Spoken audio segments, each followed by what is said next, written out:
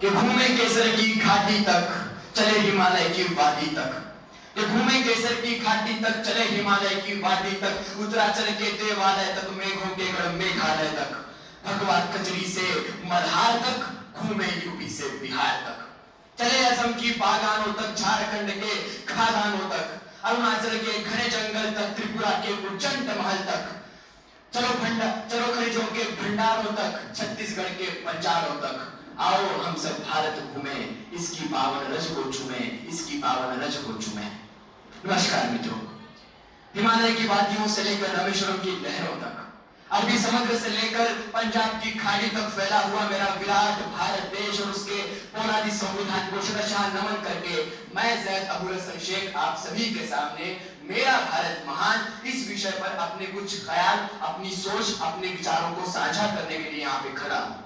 मैंने जब ये विषय पढ़ा कि मेरा भारत महान, तो मेरे मन में एक ही सवाल आया।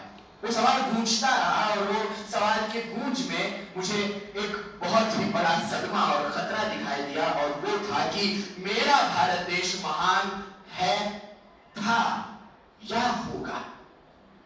और इन्हीं सवालों के जवाब में जो कुछ मेरे हत्थे लगा वो सब कुछ मैं आपके सामने बिखेर कर रखना चाहता हूं, क्योंकि मेरा भारत देश महान है, था या होगा, ये कहने के लिए, ये सीना ठोक कर कहने के लिए मेरे पास कोई उपलब्धि नहीं है। मैं अपने आप को उतना पात्र नहीं मानता।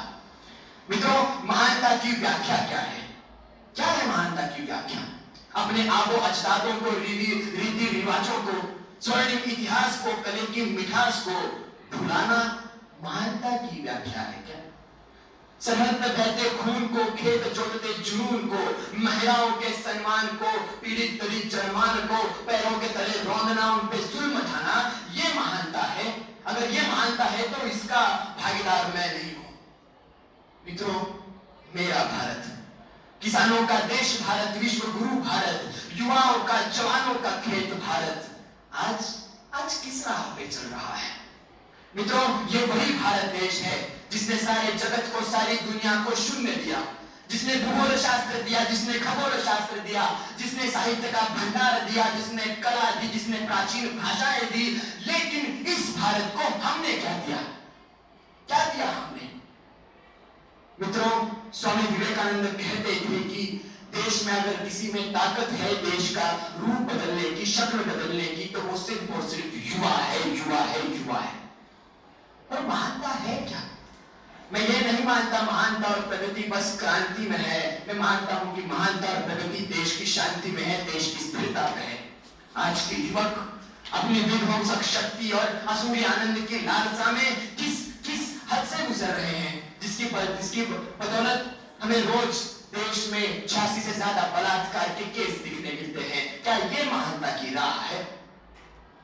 आए दिन धर्म के नाम पे खून होना, किसी का मर्डर होना आम बात हो चुकी है। क्या ये महानता की व्याख्या है? हमने प्रेम जैसी नितल सुंदर भावना को धर्म जात के पिंजरे में बांध दिया। क्या ये महानता की राह है? दोस्तों, 15 अगस्त और 26 जनवरी को हम आजादी का जश्न मनाते हैं, लेकिन इस आजादी में जिनका सबसे बड़ा सहकार्य सहयोग रहा वो सरदार वल्लभ भाई पटेल। उनकी आत्मा, रूह कांप जाती होगी जब वो सुनते हैं कि देश के उत्तर से और देश के दक्षिण से एक अलग अलग देश की मांग होती है। क्या ये महानता की राह है?